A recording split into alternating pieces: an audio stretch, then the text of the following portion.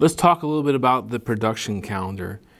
The workshop that you're experiencing, Film School Bootcamp, can be delivered and experienced a number of different ways. Sometimes I'm there in person. If I'm there in person, there's no need really for any of these videos.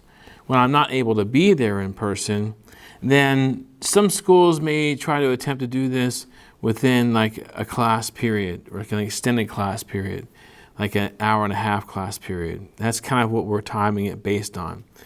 So when you look at the production calendar and it says pre-production 40 minutes, that's based on an hour and a half class. If you're doing what we call a 3-day workshop, where we come in and we just only work on pre-production day 1, then that's what you would interpret this to be, that day 1 would be pre-production. You'll do everything underneath that. Then your day 2 would be production. When you film, you'll have the whole class period to film and edit, things like that. And then your last day, you would have to be able to go ahead and watch all the videos and comment on them and have discussion, kind of do your kind of post-production content there.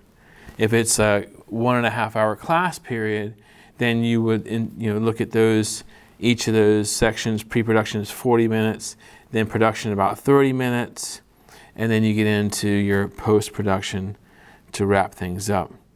And going to be a little bit more compressed as far as time trying to do it.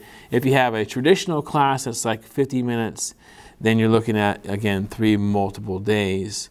If you can have an hour and a half, you might be able to squeeze it in, but it's not the same experience as then if you were to spread it out over 3 days and really give a lot of time to be given to the work that's at hand.